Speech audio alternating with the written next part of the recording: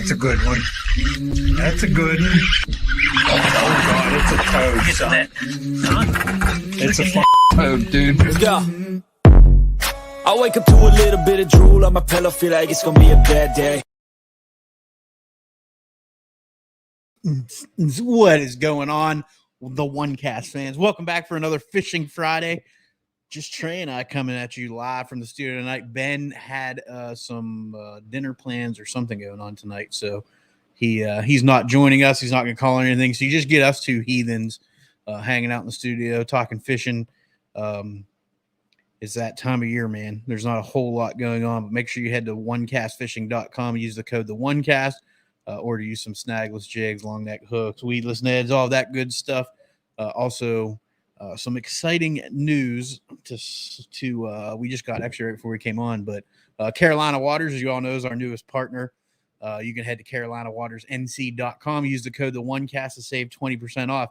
But also for the month of October, they're going to donate 20% of any sales using our code to the GoFundMe that we talked about. For the family in Hawaii that was affected by the wildfire. So if you haven't ordered your Carolina Waters yet, wait till October 1. Use the code the1cast. Get you some sweet gear, and you'll also help out a family affected by those wildfires. Get them back out on the water fishing. Get them some good gear. So, yeah, man. What's going on, Trey? Not much. I definitely want to kind of piggyback off what Pete said. That family's from Lahaina, and Lahaina is the area that was mostly affected by the catastrophic fires in Hawaii. And like Pete said, these individuals, like a lot of these people's livelihoods, are dependent on fishing and harvesting wildlife and stuff like that. So I'm super excited. And, we just hit up Matty Wong and let him know. And so we really appreciate Carolina Waters. Like Pete said, carolinawaters.com. Use the code the1cast, and some of that money's going to go to the family in Lahaina. So yeah.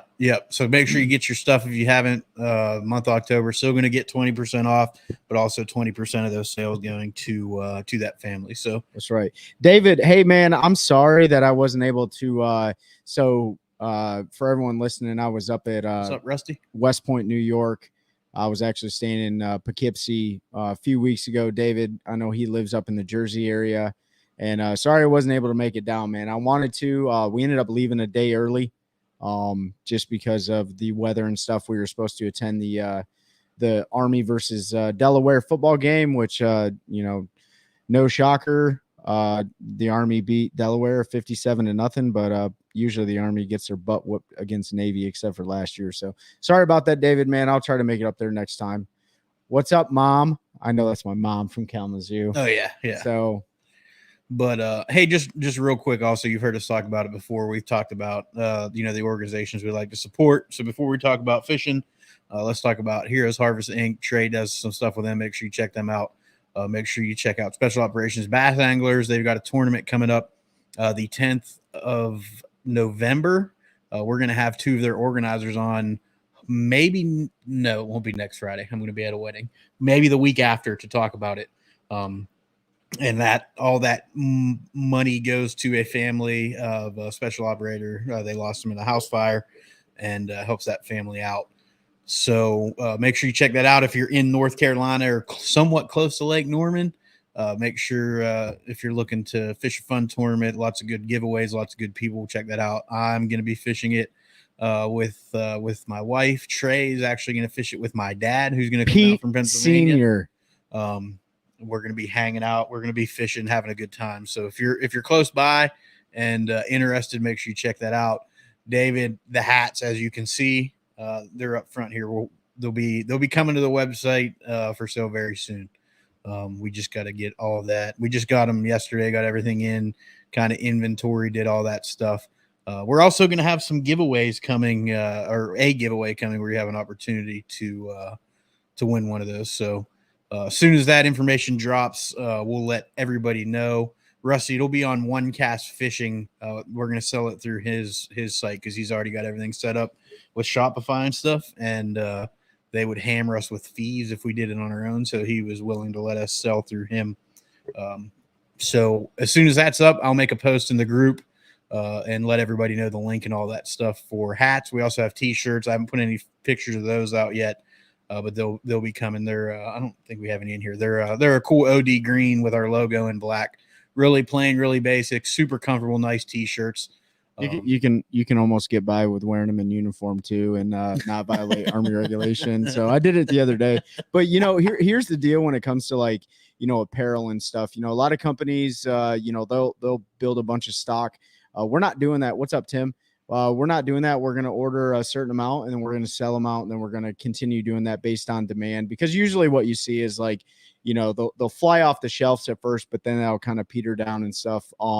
So, we're looking for your guys' support on that and how consistent we can be.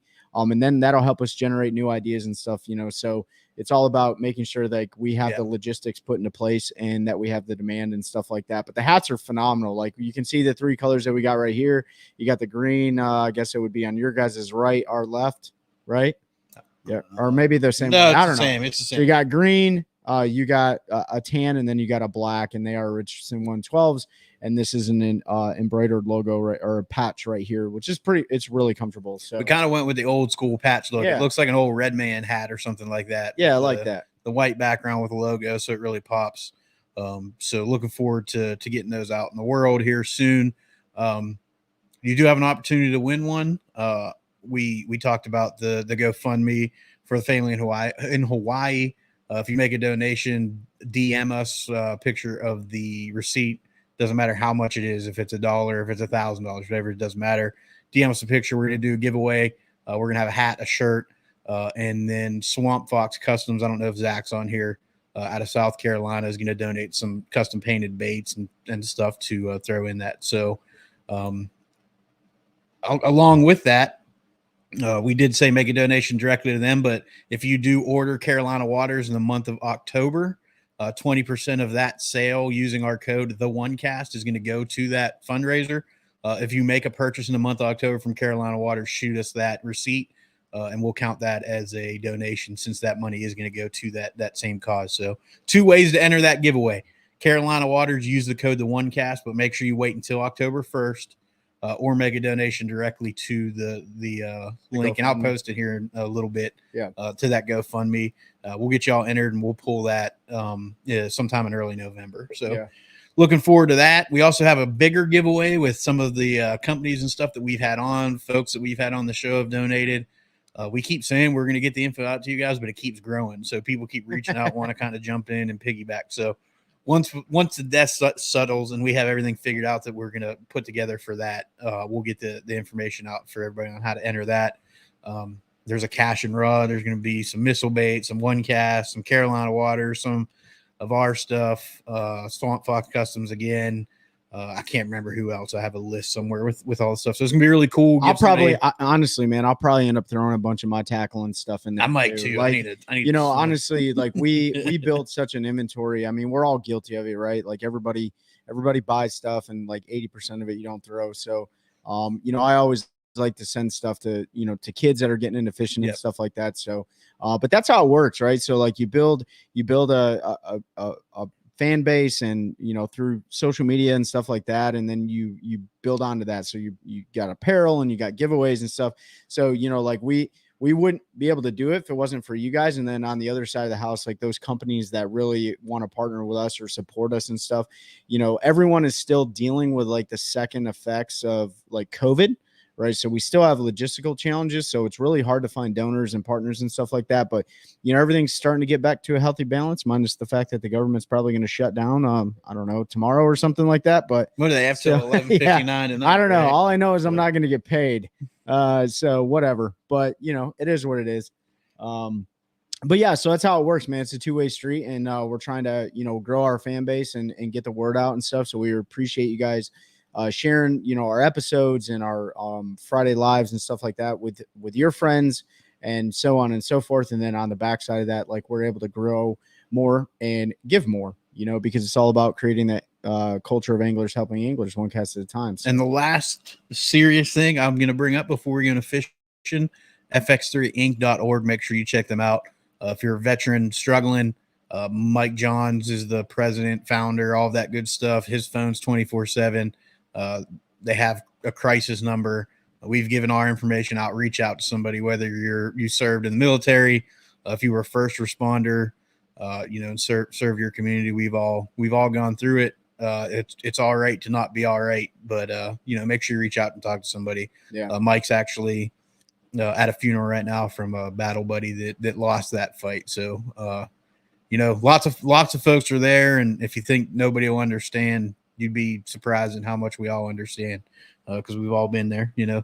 I just hit Trey up a couple weeks ago. I was struggling a little bit, and we talked about some stuff and got moving in the right direction. So it's all right to not be all right, man. We're all big, tough guys, men and women, but sometimes you need to talk about that stuff. So don't be afraid to reach out, fx3inc.org, all of that good stuff. So, check them out. But yeah, fishing. Bassmaster Opens released their schedule, and Spring Hill, Florida. Andrew, what's going on, Andrew? Glad to have you on, man. The Opens announced their schedule, and it's pretty interesting. Yeah, so Division 1, and David, I just want to comment on your comment real quick. I absolutely agree. 22 a day is unacceptable, and thank God that they just opened the PACT Act for those who came out of Vietnam and stuff like that can go to the VA. What that's done is created a massive backlog at the VA for those seeking assistance for disability related issues and stuff. But yeah, man, if you can save a life, that's one more life that we saved. And so we're definitely we're on track to doing that. We just got to do it all together. So, but yes, going back to BASS open schedule. So if you haven't seen it, it's interesting. It's interesting. So Division 1 is interesting. Interestingly normal. Yeah, interestingly normal. I can pull it up right here, Pete, if you need me to look at it. Yeah, no, go ahead if you want. Yeah, I was gonna pull that. So if you don't follow the EQ or the Opens, right? Because there's still the Opens, and I know that BASS is in a debate whether or not the Opens and the EQs are going to be separate from each other, but they haven't. I don't think they've made a decision on that, or if they have, we don't know yet. But Division 1 kicks off, so that's a Southern Division in February. So they got the Big O, Lake Okeechobee, and that's a pretty standard tournament. Honestly, Division 1 is pretty normal. And you got to remember, they would probably like to get more creative, but A, it's about money, and B, it's about logistics. So they go to Lake Okeechobee in February, which will be a spawn tournament, most likely, depending on the weather. And then then they're going to be breaking ice. And then they're going to be Well, yeah. And then in Division 2, they go. Let's go in order of the tournament. Yeah. I think most of the following is going to be for the EQ. So you're fishing all 9. So like Trey said, Okeechobee, February, first week of February. So it is a little early.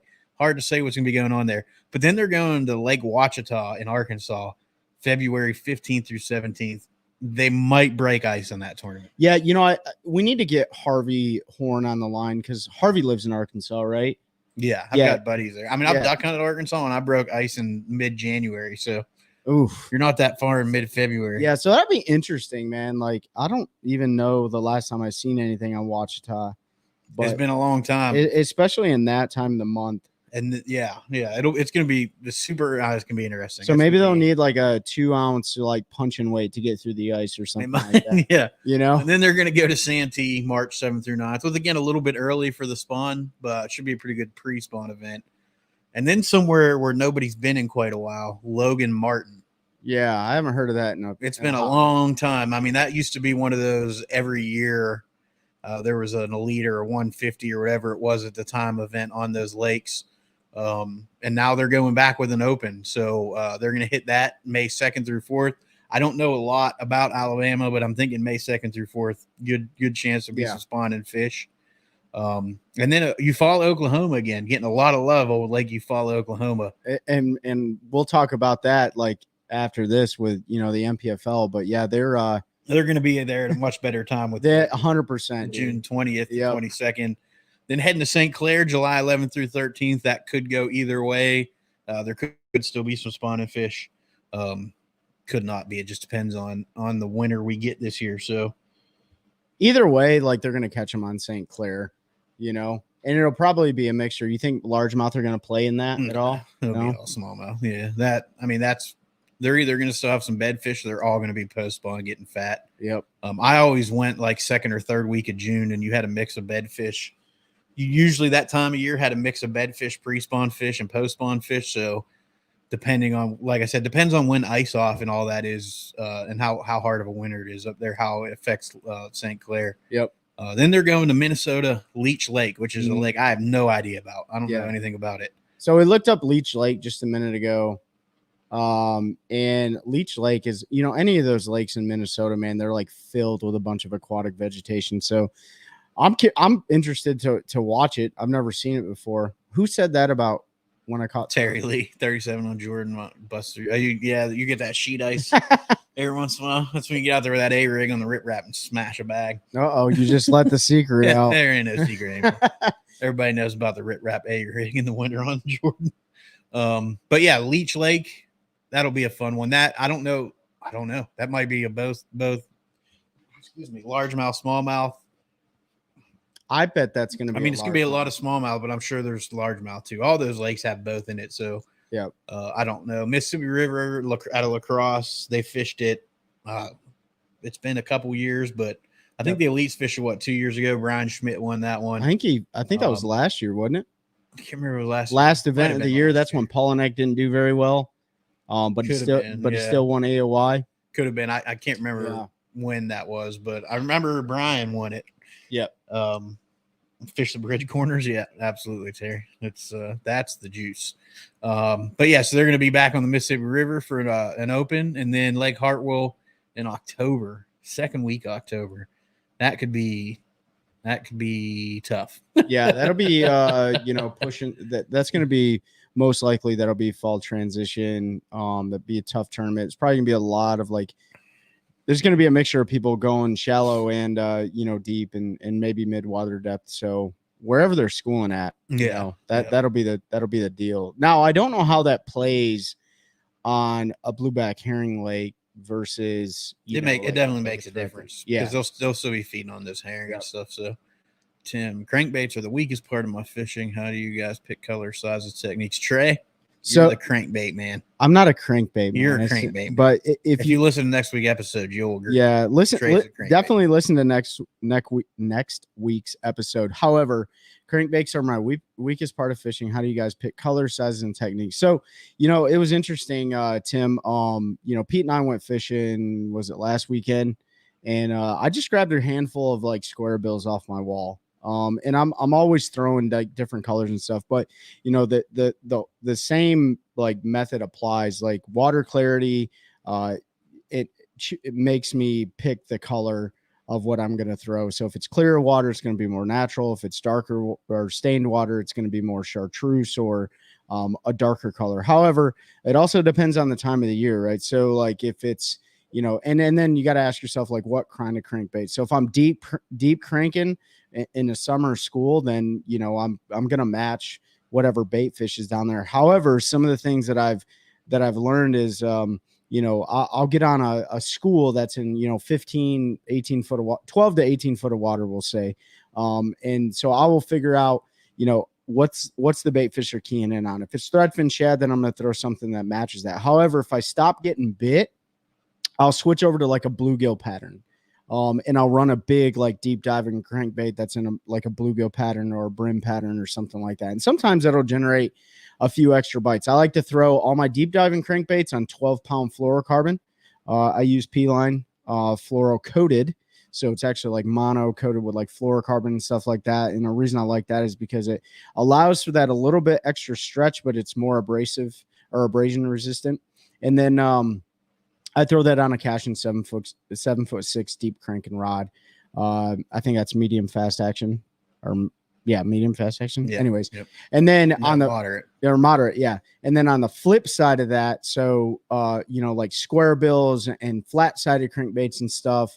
The same thing applies. So Pete and I went out, and it was pretty much a one crankbait color deal, and it was it was overcast conditions but clearer, mildly clear water, so that bone color really worked very well. The more natural color wasn't working, so Pete actually switched out and went to more of that bone color, and that seemed to generate the most bites.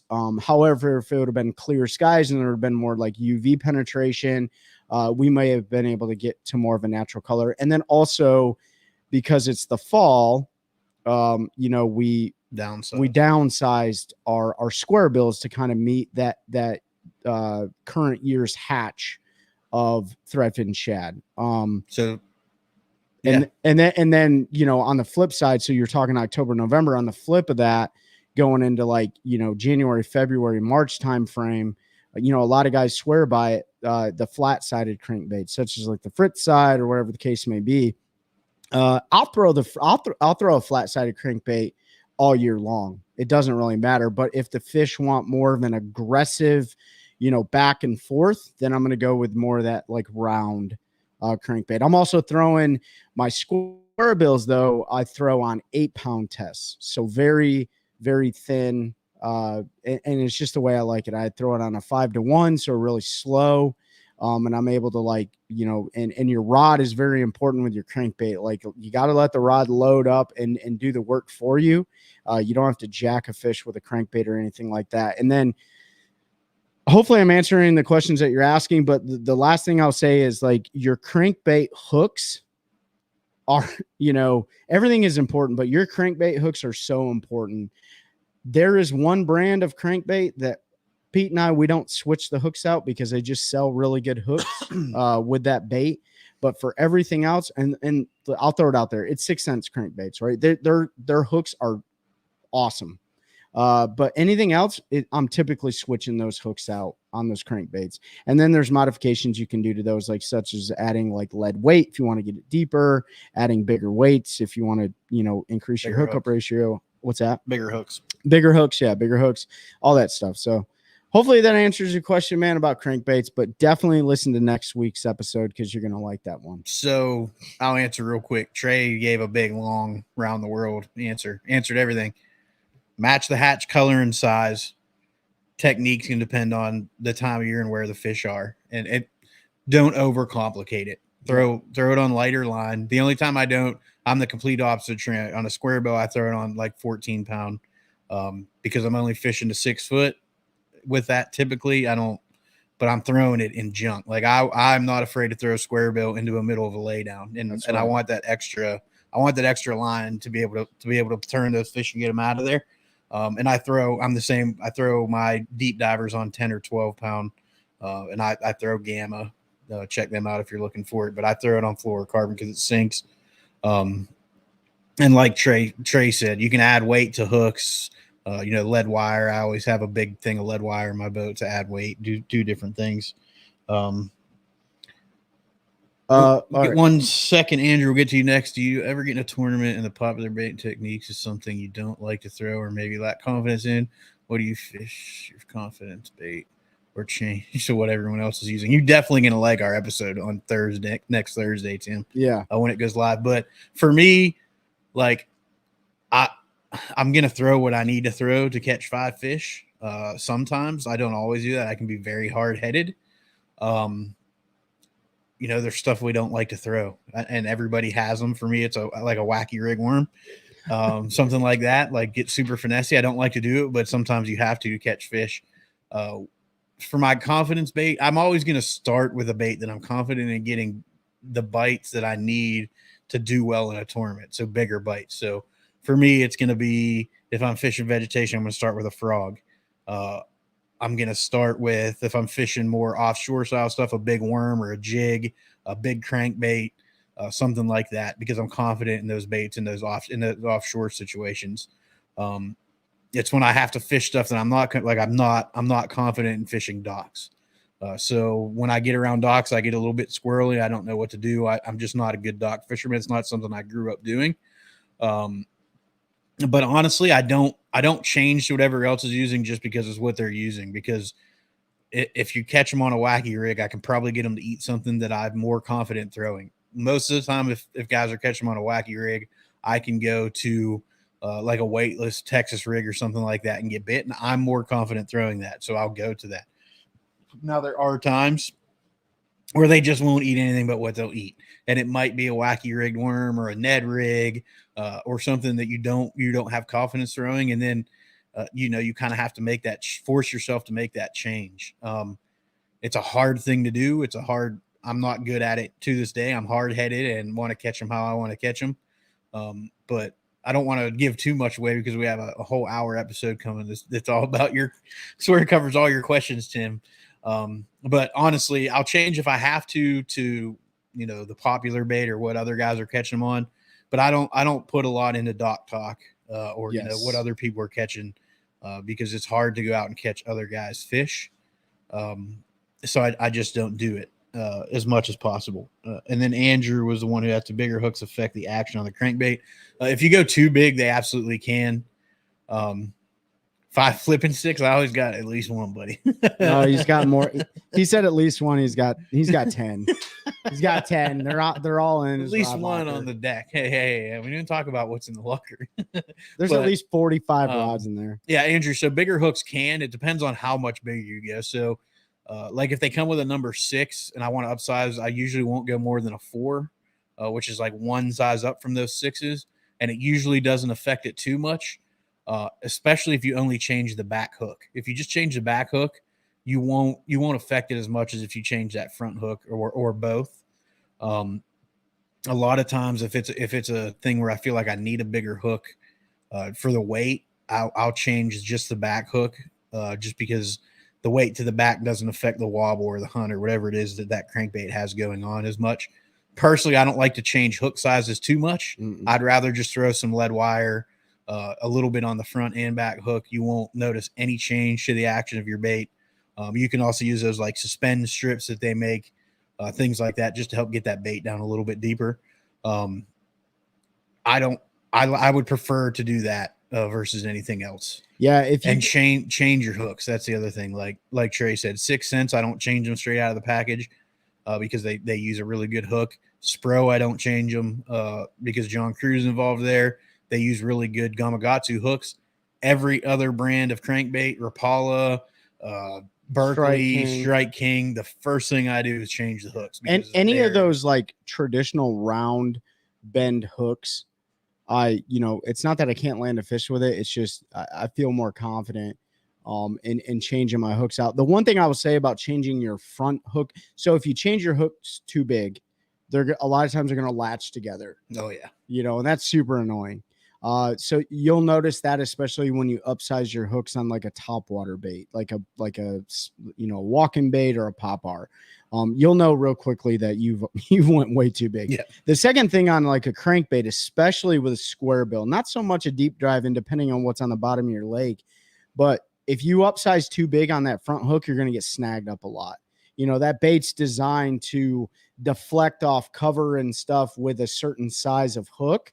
But if it's too big, like it's gonna catch on something. So you get really frustrated with that too. So you just got to play around with it. Yeah. If you go on Amazon, man, you can order like they come in like a 6 or an 8 pack. I think it's a 6-pack or an 8-pack, and they got 32,000s, 20,000s, 18,000s, like different gauge of lead wire that Pete's talking about. And all you do is you make a couple wraps around there, and like you'll see real quickly, like that's just like sewing thread, man. You cut up a pair of scissors, you can break it with your hand. Yep, it's the same stuff that we use on helicopters to lock wire bolts and stuff into place. It's the exact same thing. So just be careful with that stuff if you do use it. Like I've jammed it right completely through my finger before, through my fingernail and everything.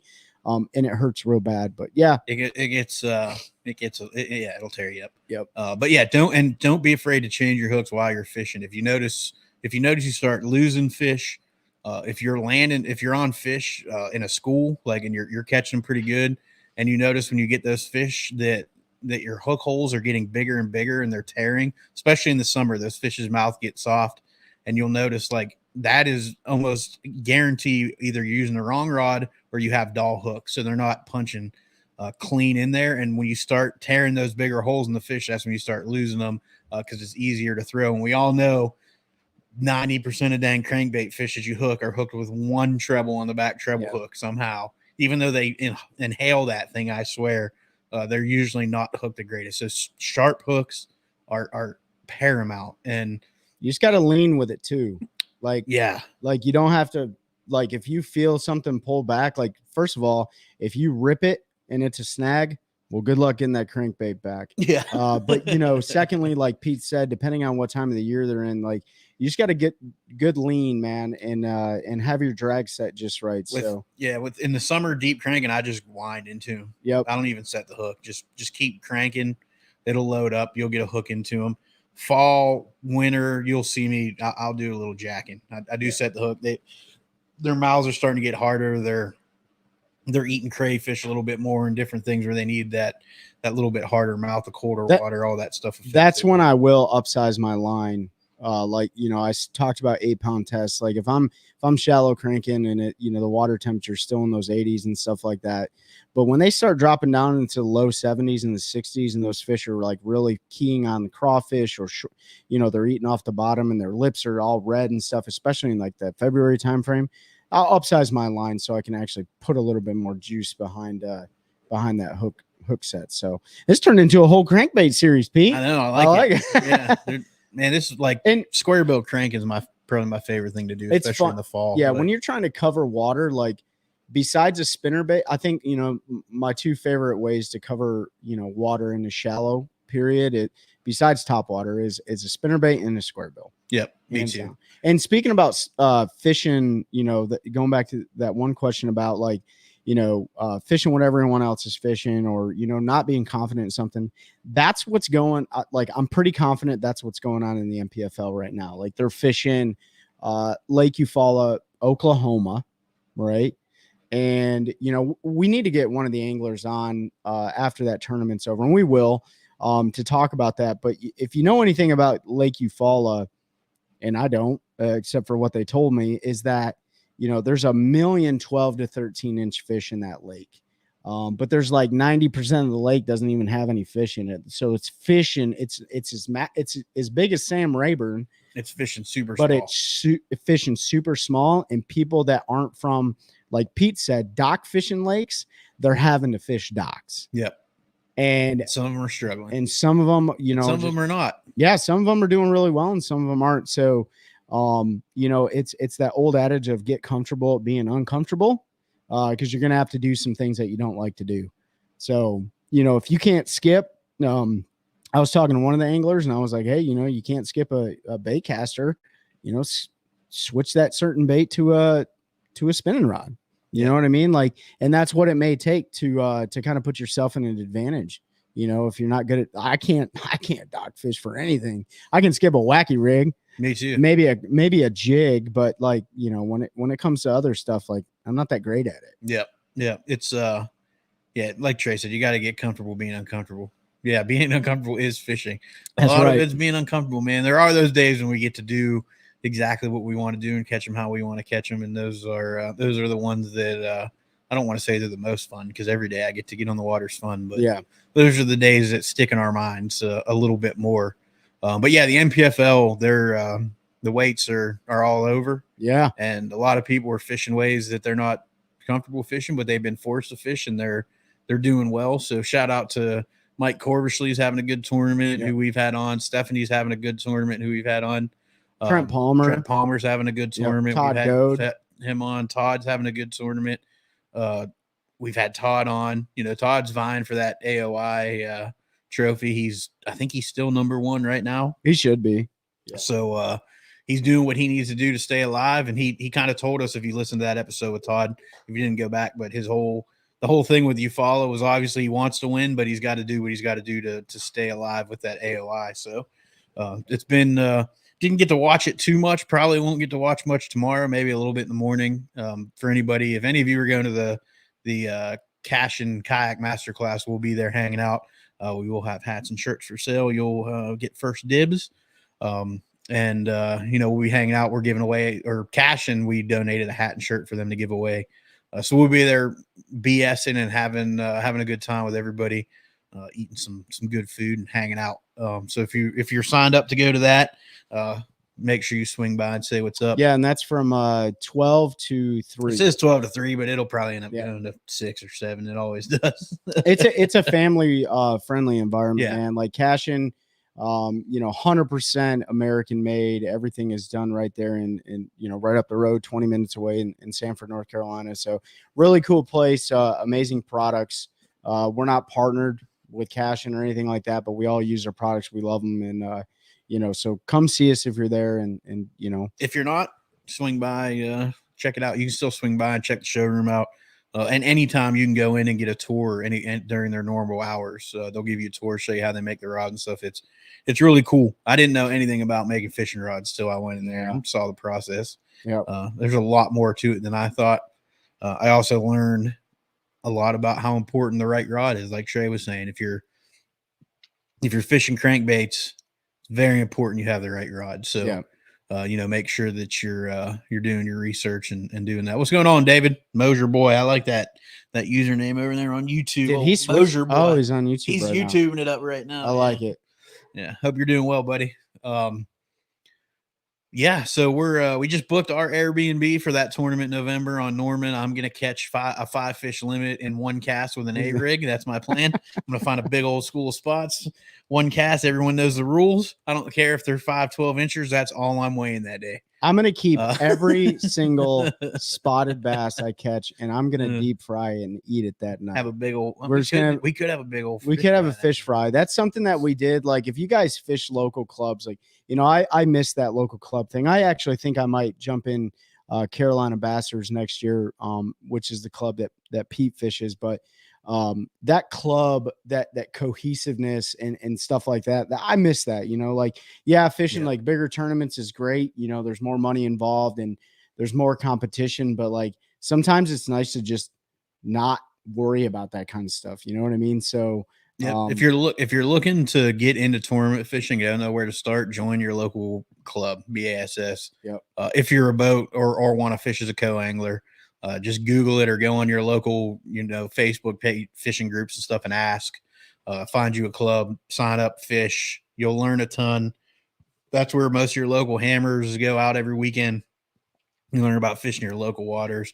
You build good relationships, man. I mean, look at Maddie.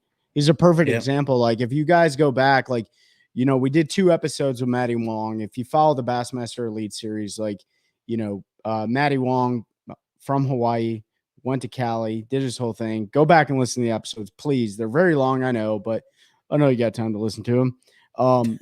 But actually he just texted me right now.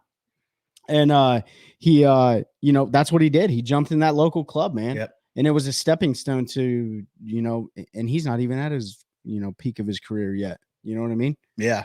And if you're a kayak guy, same find thing. a local kayak club, sign up. They'll that community is amazing. I don't kayak fish, but I can tell you all of the folks involved in kayak fishing and all the clubs that I'm a member of their Facebook page and stuff like that. They're awesome, man. They're always answering questions. They're always helping each other. If you're in North Carolina, there's a ton of really good ones from Charlotte to, east of Raleigh, that fish all over the place. I think I'm in all of their groups, even though I don't fish kayak tournaments yet. I might jump in some next year. I don't know. Just something different. Who's a kayak angler on here? Like, David is. I know David. John House was on here. I know he's been tearing up the kayak scene this year. I don't know if John's still on or not, but I know I talked to Corey and Jody, and those 2 dudes are forever telling me, like, you need to buy a kayak and come fish with us. And I'm like, I want to, man, but it's more money. It's so a good buddy of mine that I work with, or I used to work with, he had a Hobie and he was always kayak fishing and stuff. And I was like, hey man, why don't you, actually it was really funny, right? So we're sitting around the round table. We got our, Yeah, you're right. David Mike started in a local club and now he's in the Hall of Fame. Oh yeah. That's another piece of news. Yeah. Man. So congrats to Ike getting his official, we talked about it on episode when he got got announced he was going to be inducted. They did the whole thing last night. They had their dinner. So congrats to him, as well as Shaw Grigsby was inducted, who's not he's not directly a friend of the show, but he is indirectly a friend of the show, as he's super involved with Nick Kincaid and the guys that are running the Veterans Tournament Special Operations Bass Anglers. So we are going to have Shaw on a future episode. I don't know when that's going to happen, but dude, I love we're Shaw, gonna make that man. happen. Me too. Shaw reminds me of the Dale Earnhardt of bass fishing. Yeah, like he's got the mustache. You know, his show was always one of my favorites too, growing up. And if you go back, if you're a YouTube guru and you're like watching fishing on YouTube, they used to do a series. It was like the Bass Cave. Yeah. And Shaw has his Bass Cave on there. And so if you watch it, man, like it's the stuff that he has in his garage. It goes back to, I don't know, ancient times, but it's funny because the thing that cracks me up the most is like his leather case for his phone that's hanging off his belt. That's a sign of the times. That's an old There's gangster. a certain age group that has the old leather cell phone case. I mean, I'm even behind the times. Pete always gives me crap because I have an Android, you know. But you know, yeah, I guess it's that peasant phone stuff. But so Shaw, coming up next couple weeks, we have some cool episodes coming out. So we're gonna have Nick Kincaid's gonna come on. We're gonna talk about fishing co-angler for people that are interested. That's how he's got his started. Fishing. He's fishing the Toyotas. Can you guys please wear fish Halloween costumes? If I can find one. Oh, I have one. I'll get one of those big inflatable fish costumes, and maybe I'll run around and let Trey like throw lures at me or something. No, I'm not doing that. Anyway, what was I? Now I'm all distracted. I was talking about something. So yeah, Nick's going to come on. We're going to talk about that. And then John Cruz is coming on the show. Yep. I don't know what we're going to talk about with John. Probably going into all kinds of stuff because that's a dude that has done a ton of stuff in the industry. So I'm sure there's going to be a lot of good information in that one. So those are the two most recent. We have some other folks we're getting lined out. So we're going to try to fill the. I found that cricket. Sorry, my 80. Oh, I see that cricket that sits in your chirps. He's on the wall. That's all right. Anyway, we're gonna try to fill, this kind of slow time for tournament and fishing in general. Some folks are getting ready to winterize boats. If anybody out there that's watching knows anybody that fishes crappie tournaments, tell them to hit me up. I'm looking for a crappie guy, somebody or girl, whatever, somebody that fishes crappie tournaments because I know nothing about it. Like to talk to somebody, have them come on the show, kind of let people know because there's tournament fishing for everything. Crappie, walleye, catfish, bass, muskie. So there's a lot more in tournament fishing and fishing at a high level than just bass. And there's also a lot more fun fishing than just bass. Yeah. We focus sort of heavy on that because that's our primary species down here. But that's excuse me. That's what we talk about. Let me go through some comments here. Tim said, small club I fished 20 years ago was big on boaters helping non-boaters. You see too often in some clubs, they just want the non-boaters money. Best off-season meetings or how to modify baits for success, kind of like the old Bassmasters how-to section of this TV show. Yeah, Tim, it's the right club. They'll teach the co-anglers. Some clubs, you're absolutely right, aren't like that, and you can usually tell pretty quick. So if you're going in as a co-angler and you get you don't like the feeling or you don't feel like go to a different club. Go to a different club. Yeah, I'll hit on that real quick, man. Like, so I joined a club years ago and that was my goal was to learn from people. And there was a handful of dudes that would, share their knowledge and try to educate and stuff like that. But, I think a lot of people are trying to emulate something that they're not anymore. You see it with the nastiness on socials and stuff like that. But even in the clubs, it's like, they act like they're fishing at the elite levels and stuff like that. And so you're right. You just got to find the club that fits you.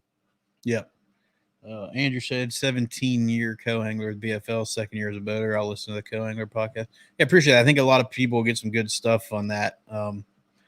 So, co-angling's a great way to get into tournament fishing if that's what you want to do. And Nick has fished the Toyotas now for, I think this is his fourth year fishing the full Toyota series. He's only doing one division this year as a boater. He's making that changeover to get that experience. He's also got a lot of other stuff going on, but we're going to have him on to talk about co-angling. He's had a lot of success and done well. If you go back, we also have a episode with Alex Watts, and then he came on after he won the Bassmaster Open as a co-angler here locally. on Bugs Island. On Bugs Island. April said, Fishing. We were just up in Erie on Presque Isle. Guys were fishing off docks, Bayside. that's your neck of the woods, I dude. don't know fishing, so can you tell me what they would be fishing for? This time of year, April, they were probably fishing for crappie. That's kind of the primary species going into the fall transition up there that they'd be trying to catch off. Do they have salmon running from Erie into the rivers now though? Not into the bay, not into Presque Isle though. Okay. But yeah, but we don't. There's not a huge population of salmon in Erie, so it's pretty rare to catch one. Yeah, I know. April. They could be looking for steelhead too. There is one creek up in the back of Presque Isle where the steelhead run into, so they could have been trying to catch them off the dock as well. April, if you ever want to see an episode of craziness, you can go to any of the major rivers that run from Lake Michigan, either into the Wisconsin side or into the Michigan side. And wherever there's a dam, there's going to be just a massive line, like shoulder to shoulder, of anglers trying to catch king salmon and steelhead. Steelhead go up the rivers, they spawn, and then they move their way from the rivers back out to the main lake. But the king salmon, they go up, they spawn, they turn nasty colors, and then they die. They got like a 5-year life cycle. So, but it's absolute craziness. In 2020, I went up and caught, 120 pounds worth of fillets. So more than whatever that is. But it was shoulder to shoulder. And I mean, it's a disaster, but it's a great time catching those salmon. So usually, yep, like Pete says, like, big fish run off the Great Lakes, northerns, muskie, there's crappie in there, walleye, stuff like that. But then in some of them, it's, they're chasing steelhead and king salmon. Yeah. So steelhead, I miss steelhead fishing. They were always fun to go into the creeks. I always fly fish for them, had a good time. Yeah. That gets pretty crazy in Erie too. St. Joe River and South. Yes, it is. Popular place, probably, huh? St. Joe River, Allegan Dam, Manistee, Big Manistee, and Little Manistee, going up to Tippy Dam in the Baldwin, Michigan area. Like, those are real popular spots. Heck yeah. And they ain't feeding. So whoever thinks they're feeding, they're not feeding. Those kings are trying to snag. Yep. Well, you got to get them in the mouth. You got to snag them in the mouth. We did it. I went up and did it a couple times in New York and learned all those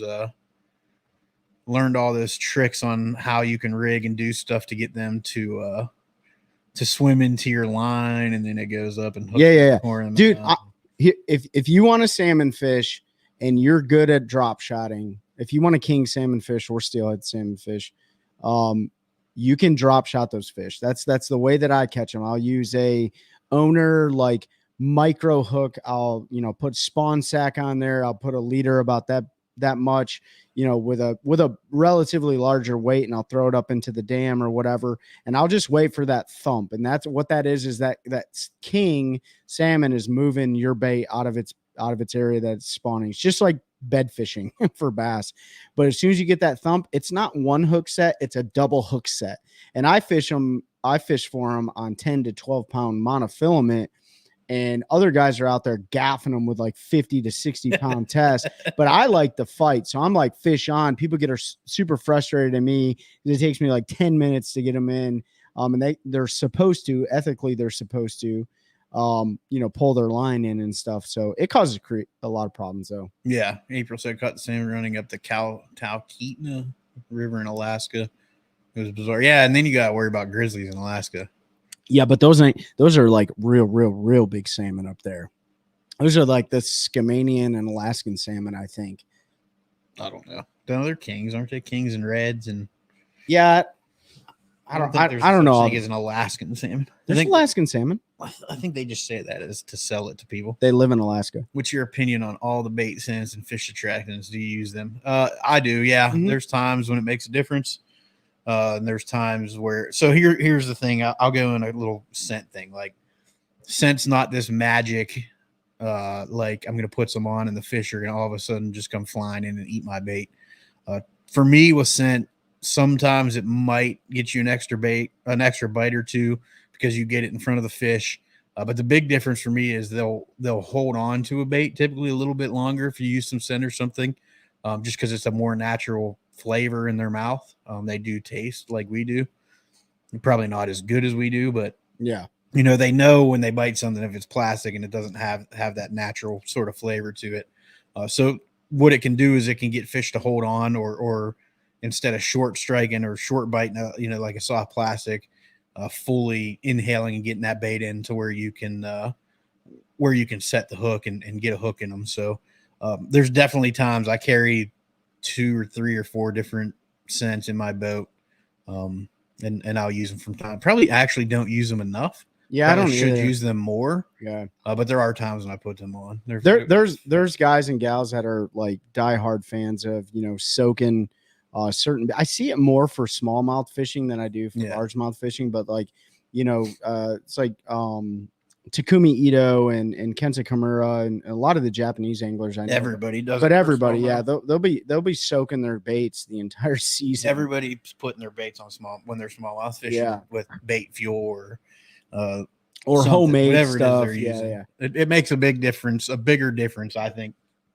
on smallmouth, because they're visual feeders. They see, depending on the body of water, they see a ton of baits, and that scent can just be that extra little bit that'll push them to you know, to eat to commit to it. Yeah. Instead of messing with it. So it's one of those things that's situational. Like, Yep. You've just got to kind of see what's going on. Where I do use it almost all the time is Spawn. bed fishing during the spawn, because a lot of times that is the difference between them just grabbing a creature bait by the flippers, pinchers, whatever you want to call it, and carrying it off, and fully getting it in their mouth to carry it off. Yep. So that's the one time where I for sure don't ever not use it. The rest of the time I probably should. The other time I like to use it, and it's really weird, and you go through a ton of it, is if you get muddy high water in the spring. They're not on beds early spring, and I'm throwing a big thumping spinner bait. I like to put some bait on that, some juice on that spinner bait, because I feel like that the scent added with the thump helps you get a few more bites. Probably all in my head. Yeah, but that's but it works. All these baits are all in your head. Yeah, and we listen to next week's episode. We talk all about that kind of stuff. It's a fun one. We had a lot of fun recording that one. I use Spike It just for a bit of contrast, like a green pumpkin, and soak the tail for a bit of yellow. Yep, I do use a lot of Spike It and stuff to modify my bait colors, Sharpies, nail polish, all kinds of stuff depending on what I'm doing. How about inserting rattles into I don't ever put rattles in my plastic. No. Same with jigs. Like if I get a jig and if I buy a jig and it has rattles in it, the first thing I do is cut them off. Yeah. I know there's guys that swear by having rattles, and to me, I just do not, and I never have had any luck with rattles in baits. There's actually, I can't remember who made it, but there used to be a tube, stupid tube.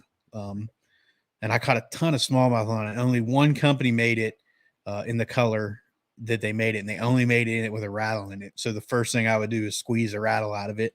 And then you can only get about a fish on it because you put a big hole in it to get the rattle out of it. But for me, no.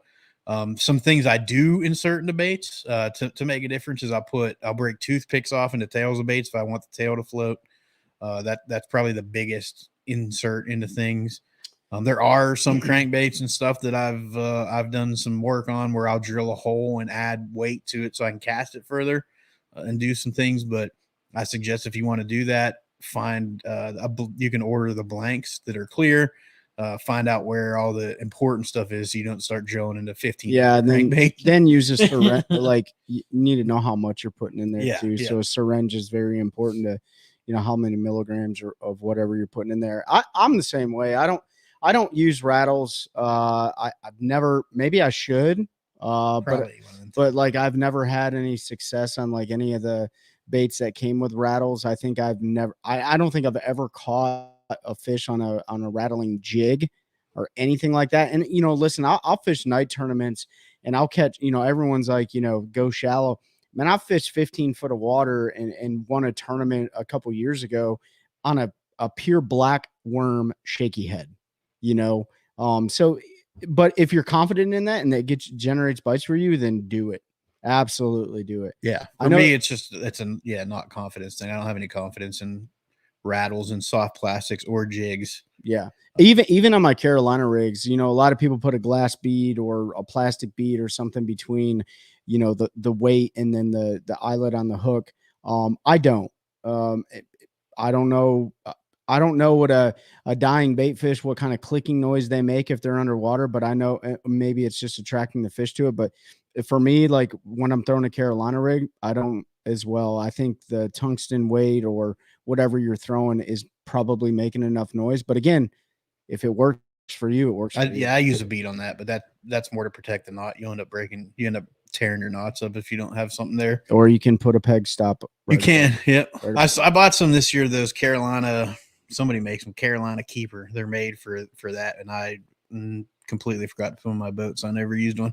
We're gonna definitely do an episode about bait modification and stuff like that, or just like little tips and We'll tricks. We'll probably do some shorts for that and put them on, so because Yeah, we can get close up film. It's hard to do that. Yep. Sitting in here talking without having to set up a bunch of cameras. But bobber stops, man, I go through a lot of bobber stops, and it's not just for pegging, a weight or something like that. I use them for a lot of things. I use them on topwater baits. I use them on Carolina rigs. I use them for. You can use them for, if you're pre-fishing and you can stick them on the ends of your hooks, and you don't want to hook a fish, whatever. It just depends on. Just get creative. Funny stories of regurgitated food in your life, man. There's always stuff in the live well. So this year I had probably 5 or 6 shad floating in the bottom of my live well.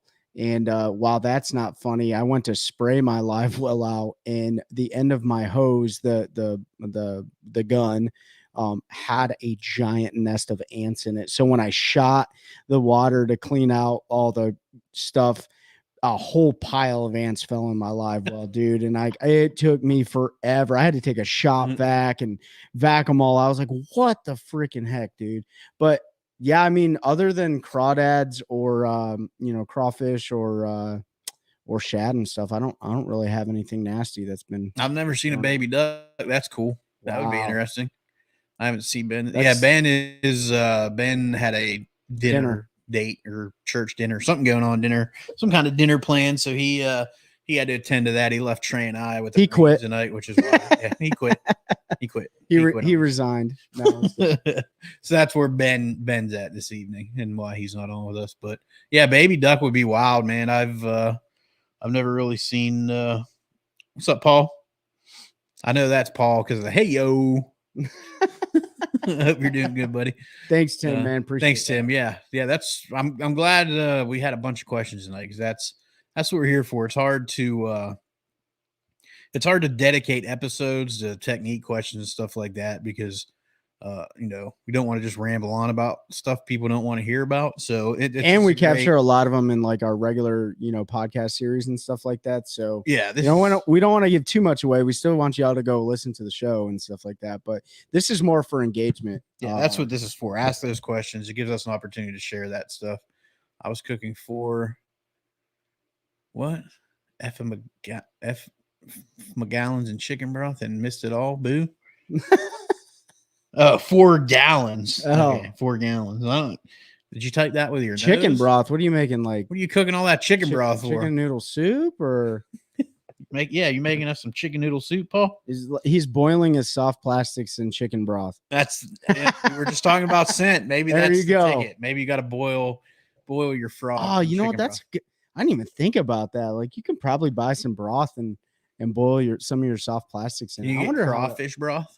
Yeah, I'm sure you can get anything broth. I don't know. You can just crush up crawfish and boil it. And I know guys do that actually. Yeah, me too. So, but yeah, you can get real creative. Y'all best bring me in and set aside another 1 hour if you want to know about my chicken broth. It's legendary. Oh, is this homemade chicken broth, huh? Now, you know what? The homemade thing I'm looking forward to is October 14th. I haven't went bow hunting all year long.